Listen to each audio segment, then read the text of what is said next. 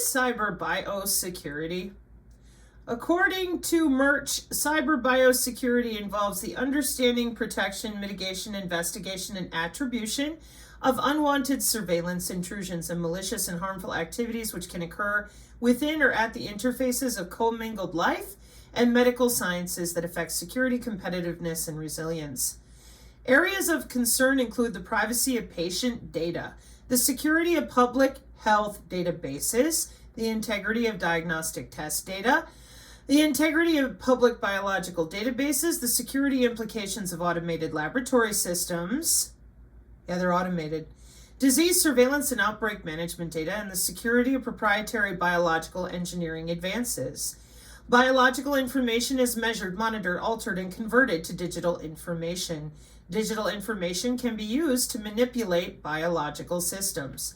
One more time, biological information is measured, monitored, altered, and converted to digital information.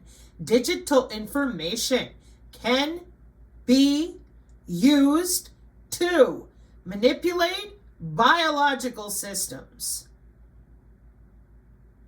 Cybersecurity is always important when digital information is propagated and stored through networks of connected electronic devices. Biosecurity refers to the threat to humans, living organisms, and the environment as the result of the exposures to biological agents, such as pathogens, that occur naturally or intentionally. Securing the information flow in systems and providing cyber biosecurity training to persons having authorized access is critical for public health, economic security, and national security for every country. Pathogen detection, identification, and tracking is shifting to methods relying on whole genomes.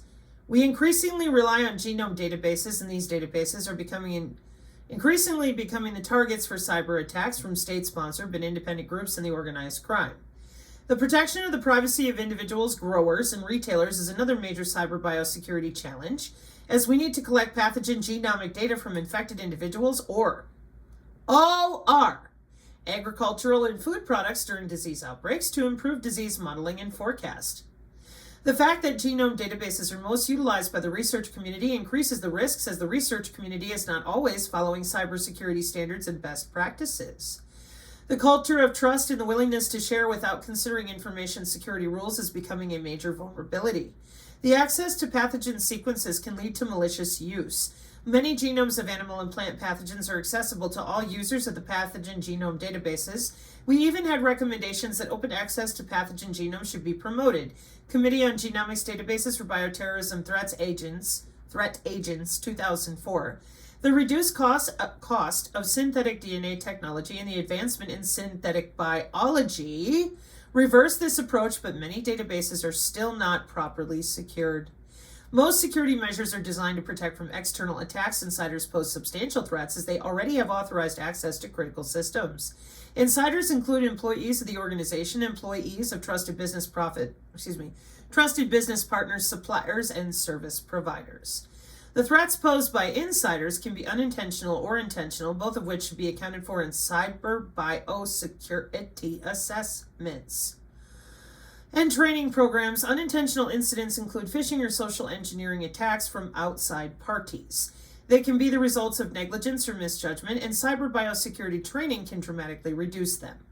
Intentional incidents include insiders that commit fraud for financial gain or seek to sabotage the organization, bribery, blackmail. From the United Nations Secretary General remarks to the Security Council, we can understand better the risks for our societies and opportunities for many adversaries, but the pandemic also poses a significant threat to the maintenance of the international peace and security, potentially leading to an increase, blah, blah, blah. And then they go through all their different weaknesses and lack of preparedness. Crisis was hindered internationally, blah, blah, regional, national conflict. So there you go. Some of the companies scrolling down here on the bottom. This would be companies that admit to cybersecurity, whereas here in America, we're supposed to think that we're using string and tin cans to communicate with the body, when in reality, at National Institute of Standards and Technology, it says human.